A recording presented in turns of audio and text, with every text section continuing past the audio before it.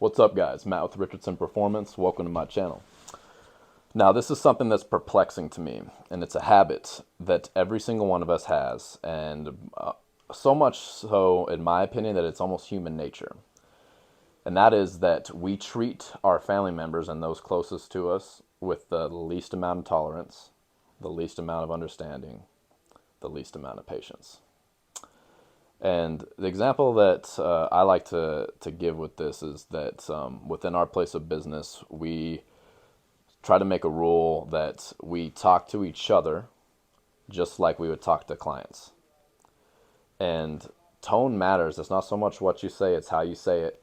But it makes no sense why we will have more understanding and patience and listen to some stranger dump things on us, but not our own family, who spends the most time around us and who is the most vested in us. So they're gonna give us the most bang for our buck and the most value, and they're gonna be around for the most volume because we spend so much time around them, but yet we have the least amount of tolerance for them.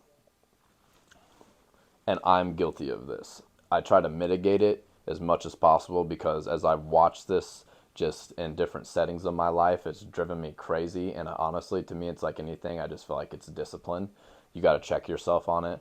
But it's so backwards. And I think that this one simple thing of just talking to your family and listening to your family, your friend, those that are close to you in your inner circle, whatever that inner circle is for you, if you just speak to them with words, with tone, and listen to them in a way that you would with a stranger or with a client, your life will get so much in return that it's unbelievable. Now, lastly, I'm going to leave you guys with this. I want you to think about everyone that you are close to. So let's say you have a family of four.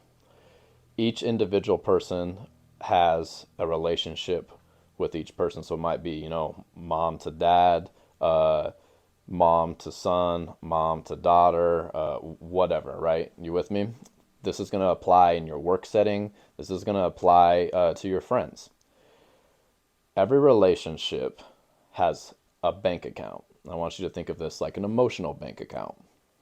So think about someone you have a lot of positive interactions with, right?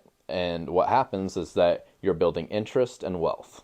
And so that if you do have a negative interaction with them, it doesn't matter that much because you still have so much wealth built up and so many positive experiences that 99 really outweighs that one or two bad things that happen, right? But if you are in a place where your tone is bad, your tolerance is low, you're snappy and short with somebody, you know what I'm talking about. Now you guys are both bouncing your checks every time. You have acclimated no wealth to have any expense, right? To spend anything with each other. So every time that you have one bad thing that happens, you might have a decent week, and then one bad thing, boom, we're at rock bottom again. And the only way to fix that is, number one, to be aware of what your emotional bank account looks like, just like you would check your balance. Check your balance between every person that's close to you in your life, right? What is that like? And it's probably important to know what it's like across the board with your family so you can understand the dynamic, right? And the only way to change this then is to start from you to having more tolerance, getting annoyed not as quickly, not being impatient with whoever that is, and starting to build that up. And you have to pretty much just be immune and just set yourself that no matter what, you are not going to break character and lose your tone or get impatient with them. And eventually you will build up wealth with them just like anyone else.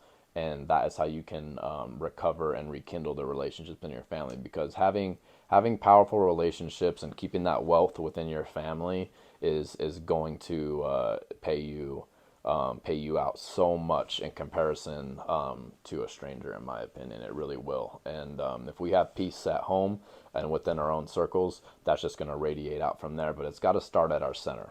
So if I could X one thing off the earth today that seems to be a bad habit of human beings, that would be it. That we treat strangers with more tolerance and patience than we do our own family members.